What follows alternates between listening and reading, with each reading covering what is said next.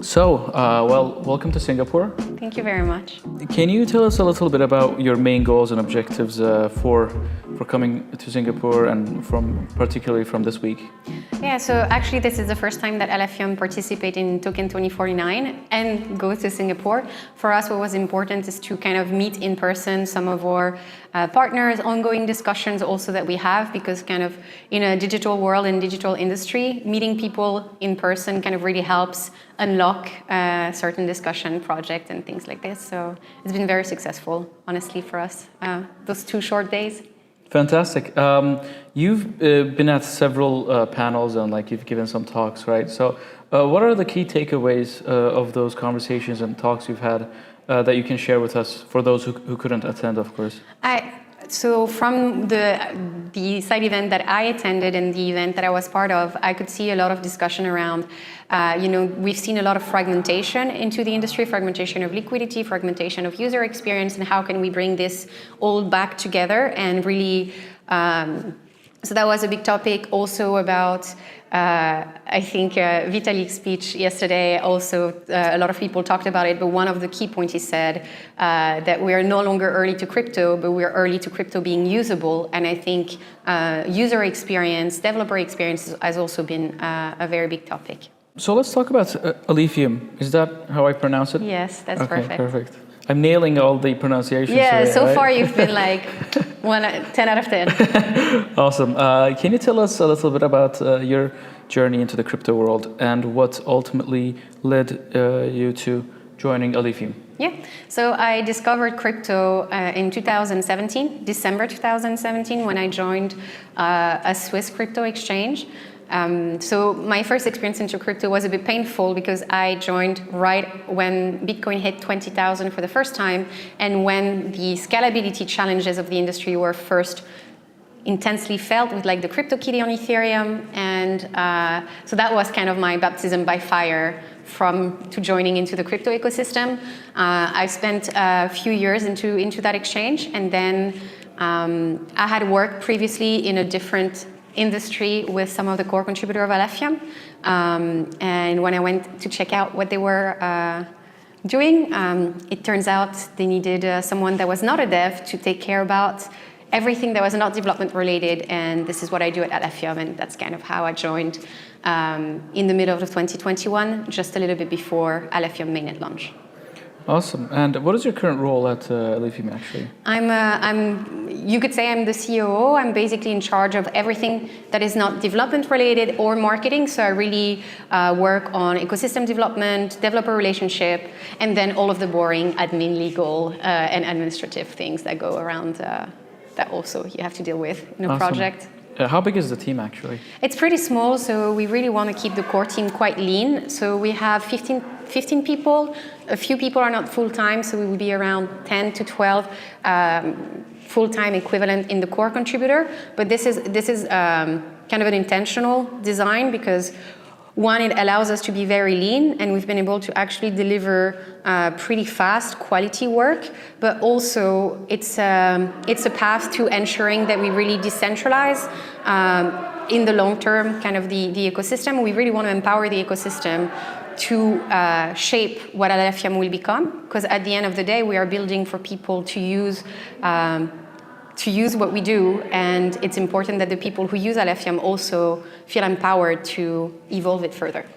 So for those who are unfamiliar with Alephium, can you please introduce the platform, what it is, and explain what makes it unique in the blockchain space? Yeah, I think so. I will go a little bit to kind of what drove the creation of Alephium. Is a little bit like the founder, Chang.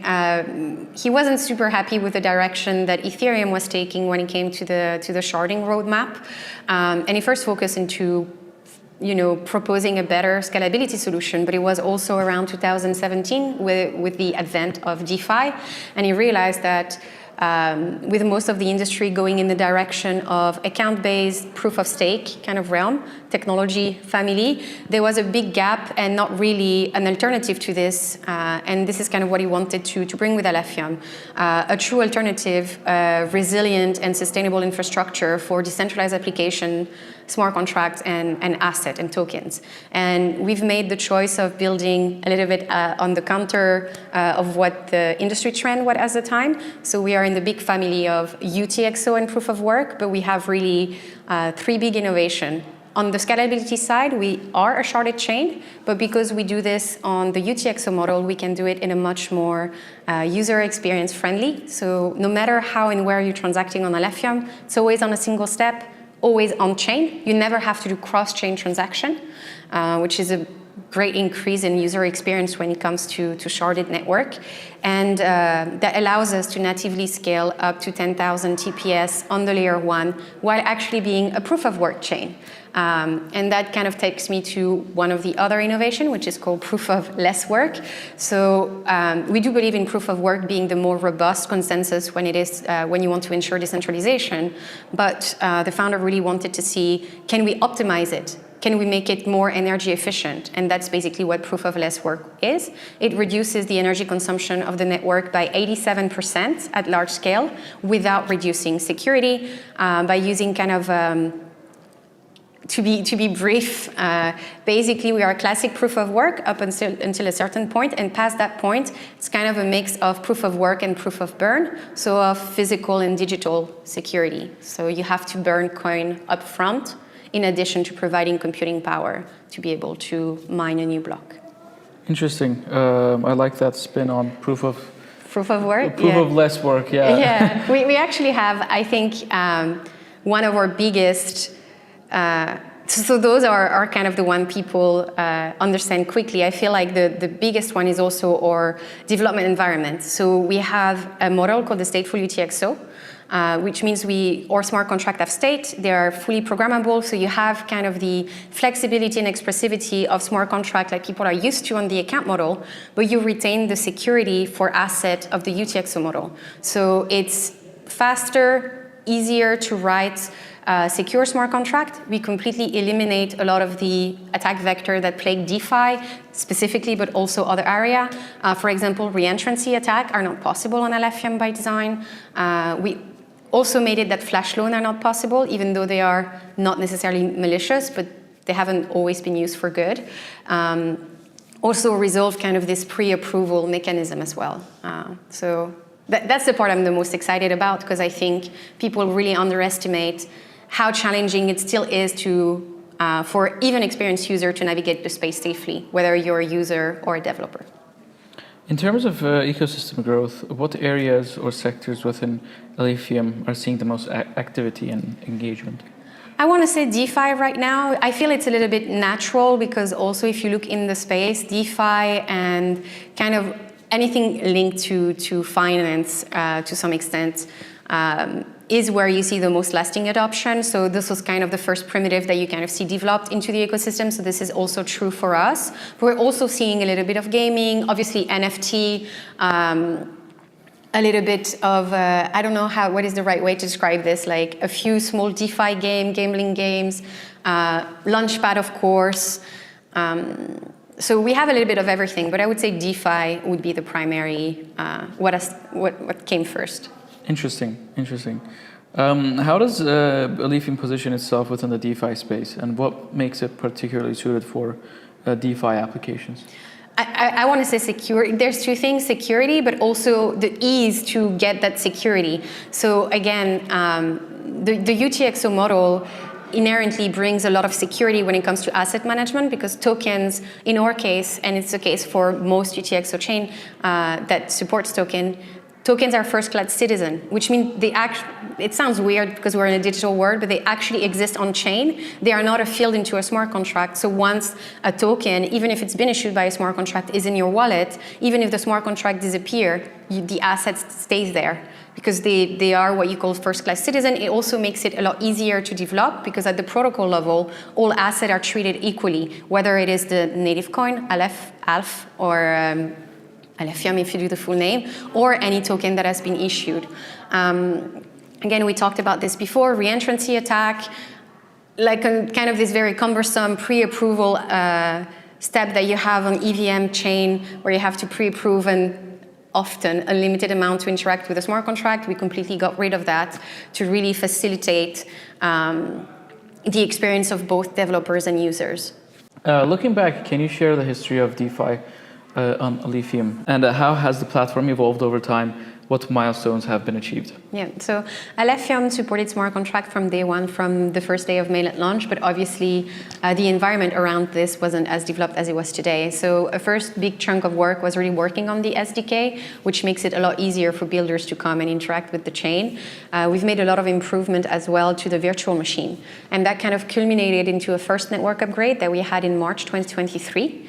And actually after that, the beginning of the Alephium ecosystem came. The first dApp actually launched was a DEX in summer 2023, and from there it was kind of a snowball effect. We obviously had NFT marketplace, Launchpad, so many. Honestly, it's difficult to keep track of everything. Now we are having like 3-4 more DEX, 2 more NFT marketplace. But that was the beginning. One other key milestone was when we released a bridge. So we made a bridge from Alephium to Ethereum and from Ethereum to Alephium. And that allowed us to bring some of the major stablecoin into our ecosystem pretty early on.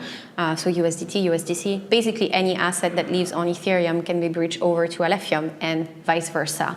And that really helped boost the current ecosystem, and that was really the start in a very big growth of our TVL, because we right now have the second largest TVL of all proof of work chain after Bitcoin, which is pretty nice. And our bridge actually itself is not doing too bad. I think we're the 30th largest bridge in TVL, even though it's a bridge just to Alephium, you know, so it's pretty nice.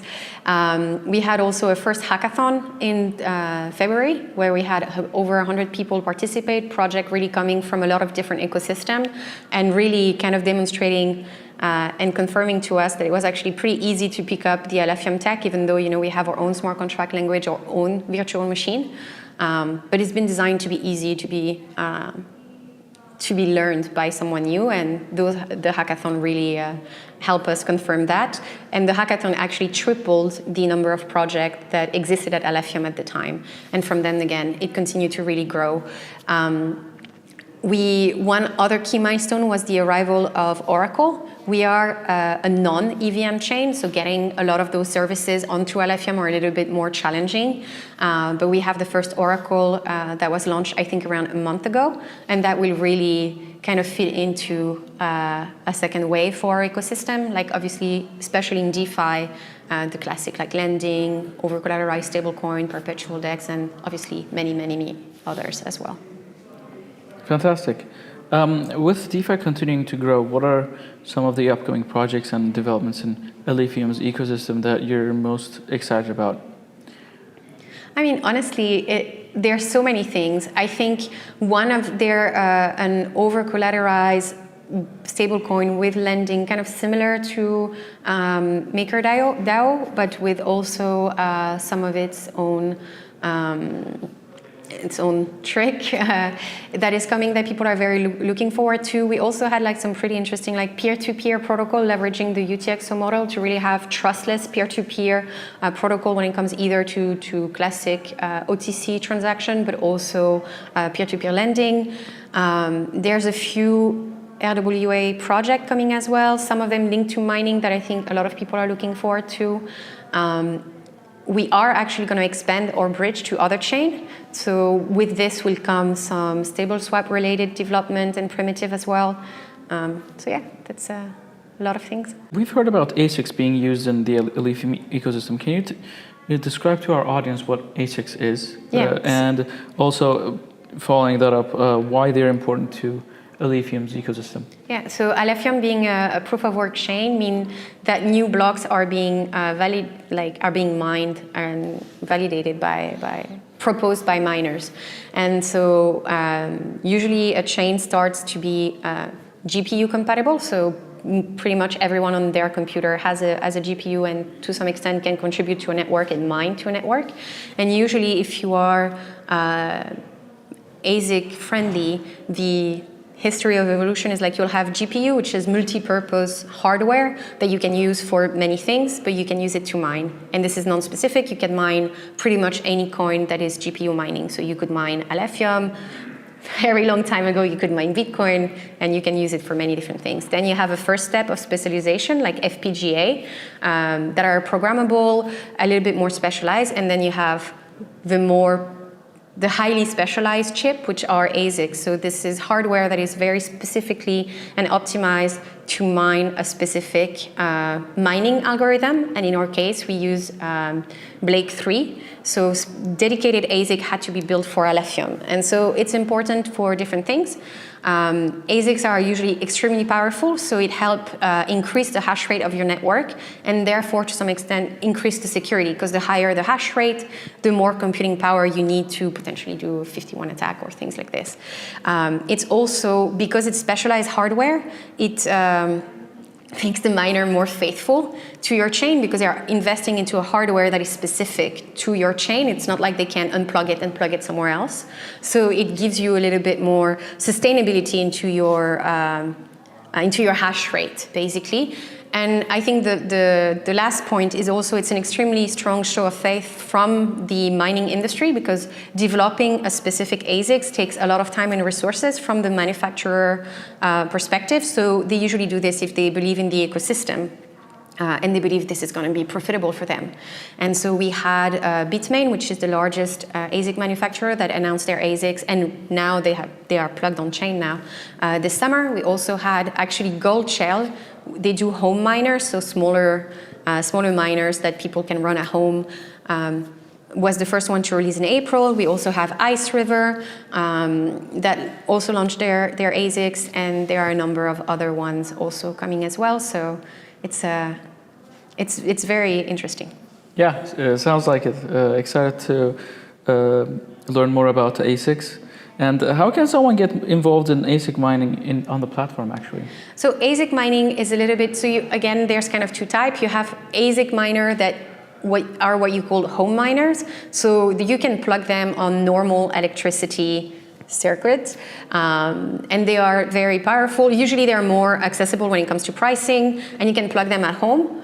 But usually they come into a network that also has, I call them industrial ASICs. I don't know if it is the actual right term, but we're talking about ASICs that you can't plug on a plug at home. You need like proper, much higher, like bigger plugs, basically, that you have to plug like them. Industrial level or something. Yeah, infrastructure. It's also extremely loud, like the cooling fan are extremely loud, so it's not really something you can plug at home. Usually a lot more powerful, and this is like professional mining. Like it's a whole business to try and find the cheapest electricity, more stable place to plug them. So it's actually a whole industry, which is fascinating, by the way, but it's a whole other topic. But to make, home miner accessible to all, but in terms of power and percentage of hash rate in the network, it's much lower than the industrial one that do require a little bit of specialized knowledge. But you have intermediary firm that can help you once you have your miner, plug it in the right place, in the right farm. And also one of the projects that I was talking about, like in RWA, is actually a tokenization of miners or mining farms, so that people who don't want to buy a miner but still want to be part of the mining infrastructure can kind of buy a token that would be a tokenized portion of a mining farm and earn obviously a portion of the coin that are being mined as well. Interesting. Doesn't it make it difficult for people to participate in the network if it's like highly specialized and expensive? I mean, so the industrial one definitely are more on the expensive side. The home miner honestly are similar to the price of a powerful GPU. Obviously, the hash rate of the network is quite high, so you have to look. The main factor in the mining industry is always the cost of electricity. So it really depends. If you're in a country where the cost of electricity is extremely high, definitely. If the cost of electricity is not that high where you are, a home miner will be pretty good for you anyway. And again, in a country where the electricity is pretty high, industrial miner is complicated. But this is why we're looking at, because we have native DeFi on Alephium, kind of making this bridge between DeFi and mining to really add more opportunities, both from the user perspective to participate into the mining side, but also for miners to participate into the ecosystem. Because again, in the proof of work side, you don't really have that much smart contract enabled chain. So all of the DeFi and additional yield usually happen on another chain, whereas on Alephium, this is something that you can do natively and hopefully have a kind of a more virtuous cycle between the different participants of the ecosystem. Can you share any top level metrics for the platform? Like daily active users, TVL? Of course. So our TVL increased by 2,000% actually since the beginning of the year. We have the second largest TVL of all proof of work chain after Bitcoin. We have over 200,000 active addresses. In our native wallets, we have, I think, around 75,000 download between the desktop wallet, mobile wallet, extension wallet, and that doesn't count, obviously, exchange wallet, third-party wallet, and node wallet as well that people are using.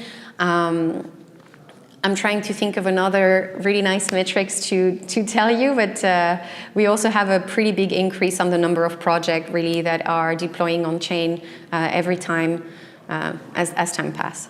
What is the long-term vision for Alephium, and where do you see the platform heading in the coming years? Yeah, I mean, a first step for us, I know it's not the long term, but I'll start with the middle term, is really to bring a lot of services like, hardware wallet, fiat on-ramp. That's what we're working on right now to really bring the foundation. But honestly, we really want to drive innovation in this area of the industry. We want to see also more DeFi, but generally speaking, decentralized application leveraging the UTXO model, because today that hasn't been done much, or at least not in a way that was convenient enough to be fully explored. And I think in terms of security, but also from user experience, there's a lot of things that can be leveraged. You can really have trustless atomic swap between multiple users, multiple assets, and you can really use this to enhance your user experience, but also build completely new products. So I'm quite excited to see this coming. Hopefully, we will have contributed to that. And I really hope that Alephium can be one of those chains that really push the industry forward by providing different solutions than what you see. I think this is one of our biggest value in an industry where you see a lot of chains that are very, very similar, and where the value proposition is mainly into the amount of funding they're able to dedicate into their ecosystem, but they don't bring much innovation into the space. It's nice. Or they're all innovating in the same direction. Alephium really stands out on that front, and I hope that, we kickstart something and continue to push this forward as time passes. For those who are new to Alephium, what's the best way for users to get started on the platform? Are there specific resources, tools, or guidelines to help them explore? So, I mean, obviously, as many projects, the website is a good place to start for you to get kind of a wallet. My favorite ones are the desktop and the mobile wallet, but we also have extension wallet. And again, very soon, as in very, very soon, we'll have actually 5 hardware wallets that will support Alephium. So that's also an option for you. I think we have a page called Alphred that kind of summarizes all of the dApps services that are available on Alephium. So it's a good place once you have your wallet to kind of explore a little bit what you can do. If you are a little bit more technical and you want to dive in, I think our docs, which you can access from the website, are also quite interesting, because if you're a bit technical, I think code doesn't lie, and that's always where you can see what a project is made of. So everything is open source on Alephium, so we welcome feedback contribution as well. And can you share which 5 hardware wallets they will be? I mean, I can say Ledger, because that one has been, we've applied, the review process has gone very well, and hopefully we should be able to go to the next step very soon. And then the other one, not really yet, but they are some of the, at least out of the 4 others, a lot of them are kind of the main one that people usually are looking for. So perfect. And finally, is there anything else you'd like to share about Alephium's journey, vision that we haven't covered in this conversation? Any final words you'd like to share? Yeah, I mean, I want to say a big thank you to the Alephium community, because I think at the end of the day, we are building for people, and the people that came to the Alephium ecosystem are already actively contributing to how we evolve the protocol. We really took a step-by-step approach, and we really rely on user feedback to continue the development of the chain. So it's very important for us to hear how people are using our chain and how they want it to grow. And that we're just getting started and that there's a lot more amazing things to come on Alephium. Fantastic. Well, we're looking forward to Alephium's journey. And it was great to chat with you. Thank you so much for making the time. Of course. Thank you so much for having me. Absolutely.